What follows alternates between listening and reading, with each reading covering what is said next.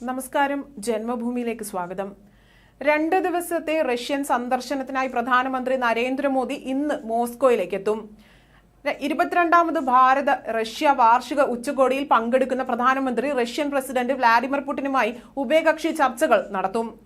കൂടിക്കാഴ്ചയിൽ വിവിധ മേഖലകളിലെ സഹകരണം സംബന്ധിച്ച് വിശദമായ ചർച്ചകളും കരാറുകളും ഉണ്ടാകും.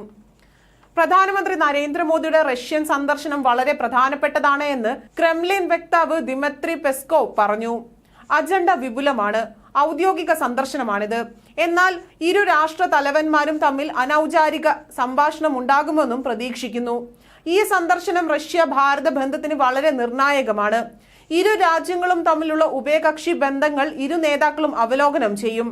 പരസ്പര താൽപര്യമുള്ള സമകാലിക പ്രാദേശിക ആഗോള വിഷയങ്ങളിൽ കാഴ്ചപ്പാടുകൾ കൈമാറുകയും ചെയ്യുമെന്ന് അദ്ദേഹം കൂട്ടിച്ചേർത്തു.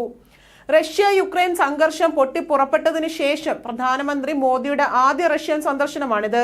3 വർഷത്തെ ഇടവേളയ്ക്ക് ശേഷമാണ് ഭാരതം റഷ്യ വാർഷിക ഉച്ചകോടി നടത്തുന്നത്.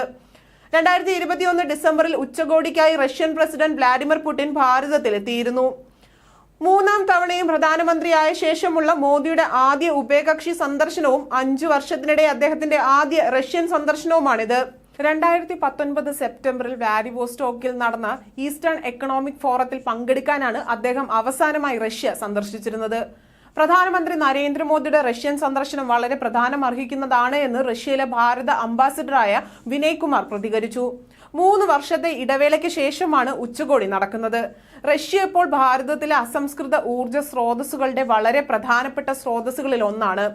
ഉഭയകക്ഷി ബന്ധത്തിലെ ഈ സംഭവ വികാസങ്ങളെ പറ്റിയുള്ള വീക്ഷണങ്ങൾ കൈമാറുന്നതിന് ഈ സന്ദർശനം ഉപകാരമാകും. കൂടിക്കാഴ്ചകൾ, ചർച്ചകൾ, പ്രധാനമന്ത്രിക്കും സംഘത്തിനുമായി പ്രസിഡന്റ് ഒരുക്കുന്ന വിരുന്ന്, കരാറുകൾ ഒപ്പുവെക്കൽ, മോസ്കോയിലെ എക്സിബിഷൻ വേദിയിലെ റോസ്റ്റം പവലിയൻ സന്ദർശനം, ഭാരത സമൂഹത്തെ അഭിസംബോധന ചെയ്യൽ എന്നിവയും ഉണ്ടാകും. 9 വർഷത്തെ ഇടവേളയ്ക്ക് ശേഷമുള്ള പ്രധാനമന്ത്രി നരേന്ദ്രമോദിയുടെ മോസ്കോ സന്ദർശനത്തിനായി ആകാംക്ഷയോടെ കാത്തിരിക്കുകയാണെന്നും അദ്ദേഹം കൂട്ടിച്ചേർത്തു.